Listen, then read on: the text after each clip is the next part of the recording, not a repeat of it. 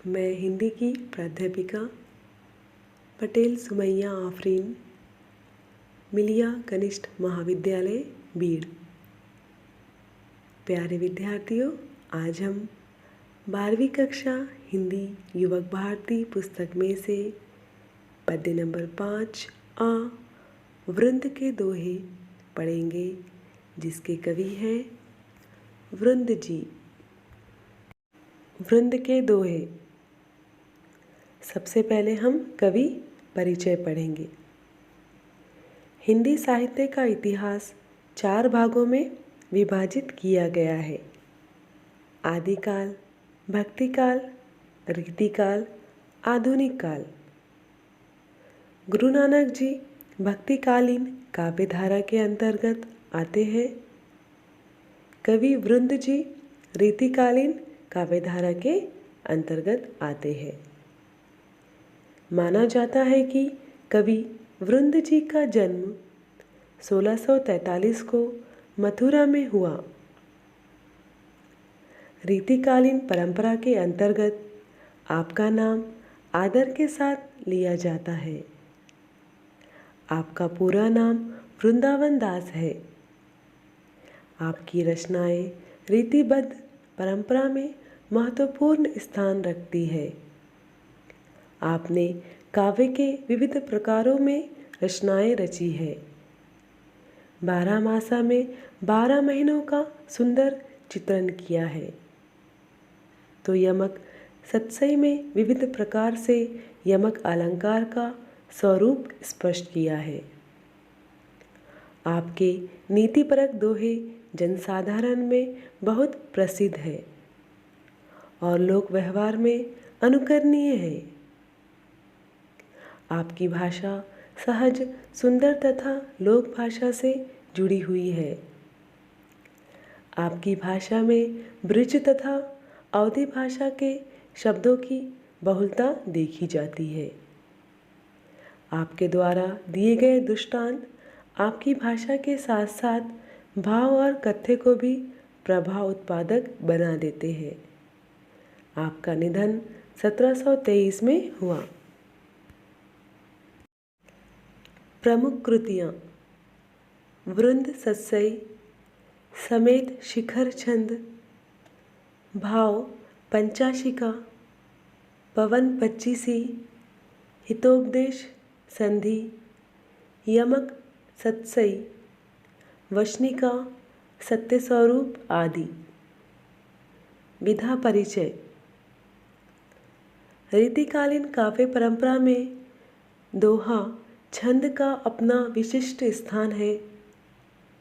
दोहा छंद कई कवियों का प्रिय छंद रहा है। दोहा अर्धसम मात्रिक छंद है। दोहे के प्रत्येक चरण के अंत में लघु वर्ण आता है। इसके 4 चरण होते हैं। प्रथम और तृतीय चरण में 13-13 मात्राएं होती हैं तथा द्वितीय और चतुर्थ चरण में 11-11 मात्राएं होती हैं। पाठ परिचय। प्रस्तुत दोहों में कवि वृंद ने कई नीतिपरक बातों की सीख दी है। विद्या रूपी धन की विशेषता यह होती है कि वह खर्च करने पर भी बढ़ता जाता है। आंखें मन की सच झूठ बातें बता देती है।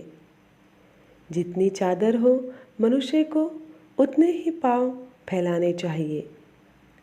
व्यवहार में कपट को स्थान नहीं देना चाहिए। बिना गुणों के मनुष्य को बड़प्पन नहीं मिलता। दुष्ट व्यक्ति से उलझने पर कीचड़ हम पर ही उड़ता है। संसार में सद्गुणों के कारण ही व्यक्ति को आदर प्राप्त होता है। कवि वृंद के दोहे पाठकों को व्यवहारिक अनुभव से परिचित कराते हैं, जीवन का सच्चा मार्ग दिखाते हैं। इस तरह से देखा जाए तो इन दोहों का बहुत ही महत्व है। इससे हमें सीख मिलती है। अब हम दोहा पढ़ते हैं। सरस्वती के भंडार की बड़ी अपूरब बात, सरस्वती के भंडार की बड़ी अपूरब बात। ज्यों खर्चे त्यों त्यों बढ़े, बिन खर्चे घटी जात। ज्यों खर्चे त्यों त्यों बढ़े, बिन खर्चे घटी जात। शब्दार्थ: सरस्वती, सरस्वती विद्या की देवी। अपूरब, अपूर्व, अजीब। खर्चें, खर्च करे। घटी जात, कम हो जाता है। भावार्थ देखते हैं। कवि वृंद जी कहते हैं कि विद्या की देवता सरस्वती देवी को माना जाता है। सरस्वती यानी ज्ञान का भंडार। सरस्वती देवी के ज्ञान की बात बहुत अनूठी और अपूर्व है। इस ज्ञान के भंडार को जितना खर्च किया जाए अर्थात जितना बांटा जाए उतना ही बढ़ता है। यदि ज्ञान को बांटा ना जाए तो इसमें कमी आ जाती है। जिस प्रकार चीज़ें उपयोग न करने पर वह अनुपयोगी होती है, वैसे ही हमारे ज्ञान का कोई मूल्य नहीं रहेगा जब तक दूसरों के साथ बांटेंगे नहीं। यदि ज्ञान को बांटा ना जाए तो उसमें कमी आ जाती है। दूसरा दोहा पढ़ते हैं। नैना देत बताए सब, हिये को हेत अहेत। नैना देत बताए सब, हिये को हेत अहेत। जैसे निर्मल आरसी, भली बुरी कही देत। जैसे निर्मल आरसी, भली बुरी कही देत। शब्दार्थ देखते हैं। हिये हृदय, हेत हित, आरसी आईना।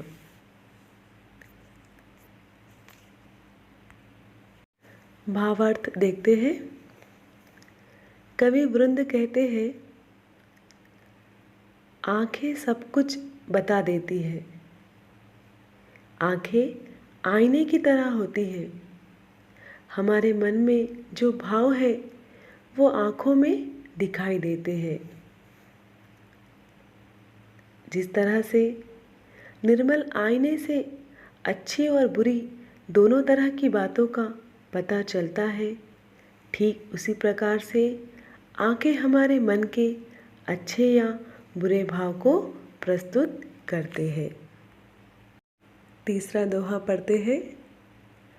अपनी पहुँच बेचारी के करतब करिए दौर।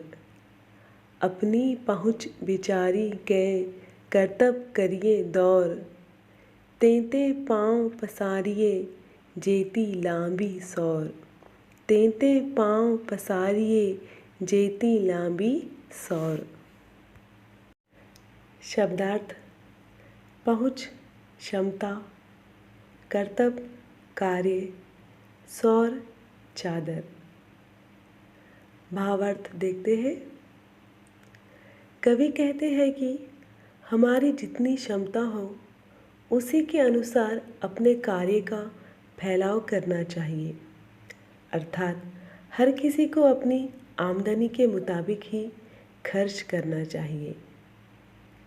कवि उदाहरण देते हुए कहते हैं कि हमारी चादर की लंबाई जितनी हो हमें उतने ही पाँव फैलाने चाहिए। यदि हम ऐसा नहीं करते तो हम अपना कार्य पूरा नहीं कर सकते। चौथा दोहा पढ़ते हैं। फेरना हवे है कपट सो जो कीजे व्यापार। फेरना हवे है कपट सो जो कीजे व्यापार।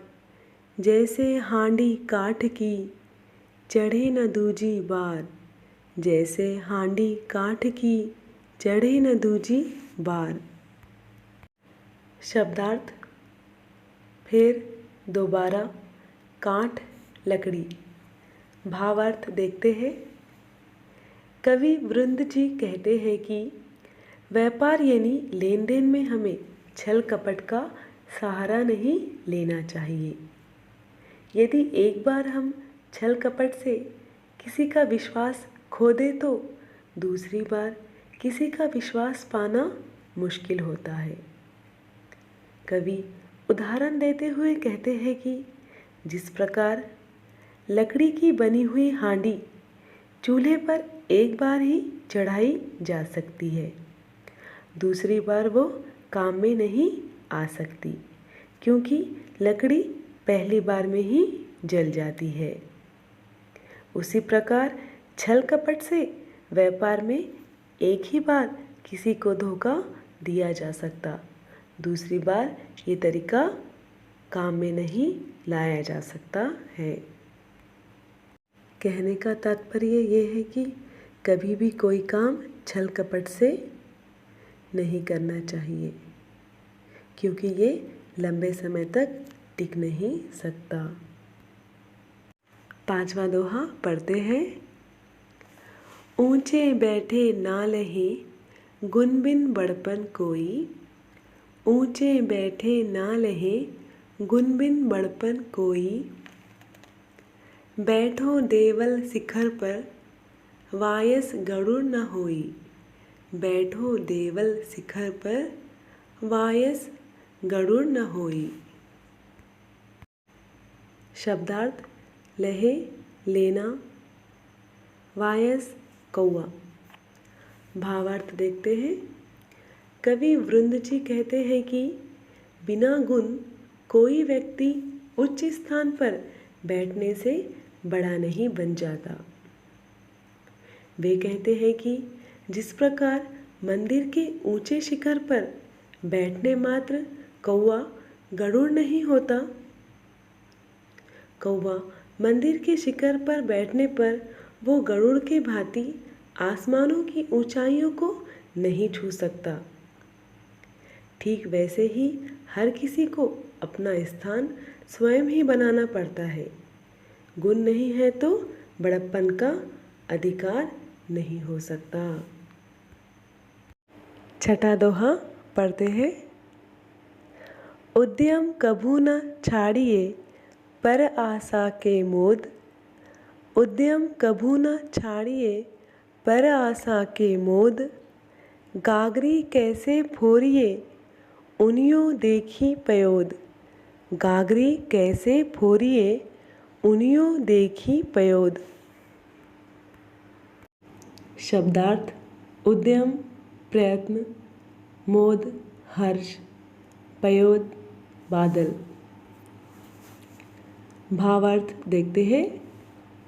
कवि वृंद जी कहते हैं कि मनुष्य को किसी के सहारे की आशा में खुद प्रयत्न करना छोड़ नहीं देना चाहिए।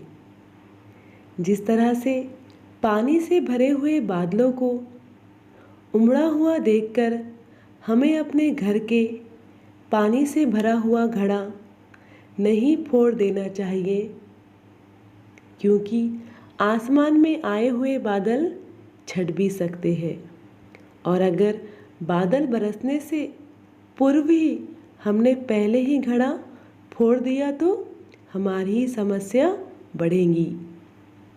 इस प्रकार दूसरों से कुछ प्राप्त हो जाएगा, इस आशा में हमें अपना प्रयास कभी नहीं छोड़ना चाहिए बल्कि खुद पर भरोसा रख प्रयत्न जारी रखना चाहिए। आत्मविश्वास का महत्व और मेहनत का महत्व यहाँ अच्छी तरह समझाया है। 7वां दोहा पढ़ते हैं। कछु कहीं नीच न छेड़िए भलो न वाको संग, कछु कहीं नीच न छेड़िए भलो न वाको संग, पाथर डारे खींच में उछड़ी बिगाड़े अंग, पाथर डारे खींच में उछड़ी बिगाड़े अंग। शब्दार्थ भलो अच्छा, वाको उसका, डारे डालता अथवा फेंकता है, पाथर पत्थर, कीच कीचड़। भावार्थ देखते हैं। कवि वृंद जी कहते हैं कि दुष्ट अथवा नीच व्यक्ति की संगति में रहना अच्छा नहीं होता है और कुछ बुरा भला कहकर उसे छेड़ना नहीं चाहिए, क्योंकि जैसे कीचड़ में पत्थर फेंकने पर कीचड़ की गंदगी अपने ही ऊपर आती है, उसी तरह बुरे आदमी को कही गई बातों के बदले उसके द्वारा कहे गए अपशब्द हमें ही सुनने पड़ते हैं। 8वां दोहा पढ़ते हैं। जो पावे अति उच्च पद ताको पतन निदान, जो पावे अति उच्च पद ताको पतन निदान, ज्यों तपि तपि मध्याह्न लौ अस्त होतु है भान, ज्यों तपि तपि मध्याह्न लौ अस्त होतु है भान। शब्दार्थ पतन, गिरना, निदान, अंत में। भावार्थ देखते हैं। कवि वृंद जी कहते हैं कि जिस व्यक्ति को उच्च पद प्राप्त होता है, कभी ना कभी उसे अपना पद छोड़ना पड़ता है। उसका भी एक ना एक दिन पतन होना निश्चित है। ठीक उसी प्रकार से जैसे दोपहर के समय तपा हुआ तमतमाता सूर्य शाम के समय अस्त हो जाता है, डूब जाता है। 9वां दोहा पढ़ते हैं। जो जाको गुण जानहि सो तीहि आदर देत, जो जाको गुण जानहि सो तीहि आदर देत, कोकिल अम्बहि लेत है काग निबोरी लेत, कोकिल अम्बहि लेत है काग निबोरी लेत। शब्दार्थ अम्बहि आम, तिहि उसे, निबोरी नीम का फल। भावार्थ देखते हैं। कवि वृंद जी कहते हैं कि जिस व्यक्ति को जिस चीज़ के गुणों के बारे में जानकारी होती है वो उसे ही सम्मान देता है। जैसे कोयल आम का स्वाद लेती है और कौवा नीम की निबोली ही खाता है, क्योंकि कोयल के स्वर के साथ उसका स्वभाव भी मीठा है, इसलिए वो आम और नीम के फल में जो अंतर है वो जान सकती है। और कौवा अपनी कर्कश आवाज़ की तरह अपना स्वभाव भी बदल नहीं पाता और नीम की निबोली में ही खुश रहता है। 10वां दोहा पढ़ते हैं। आप अकारज आपनो करत कुबुद के साथ, आप अकारज आपनो करत कुबुद के साथ, पाए कुल्हाड़ी आपने मारत मूरख हाथ, पाए कुल्हाड़ी आपने मारत मूरख हाथ। शब्दार्थ कुबुद अविवेक। भावार्थ देखते हैं। कवि वृंद जी कहते हैं कि मूर्ख व्यक्ति के साथ किया गया कार्य खुद के लिए हानिकारक सिद्ध होता है। आप बिना किसी कारण के मूर्ख व्यक्ति का साथ दे रहे हैं अथवा उसकी संगति में है, उससे हमें ही हानि है। मूर्ख व्यक्ति का साथ अपने ही पांव पर कुल्हाड़ी मारने के जैसा है। 11वां दोहा कविता का अंतिम दोहा पढ़ते हैं। कुल कपुत जानियो परे लखि शुभ लक्षण गात, कुल कपुत जानियो परे लखि शुभ लक्षण गात, होनहार बिरवान के होत चिकने पात, होनहार बिरवान के होत चिकने पात। शब्दार्थ कुल, वंश, बिरवान, पेड़, पात, पत्ते। भावार्थ देखते हैं। कवि वरुण जी कहते हैं कि पालने में बच्चे के शरीर के लक्षण देखकर उसके अच्छे बुरे होने का पता चल जाता है। ठीक उसी प्रकार से जैसे उत्तम बीज के पौधों का अनुमान उसके चिकने व स्वस्थ पत्तों को देखकर लगा लिया जाता है। धन्यवाद।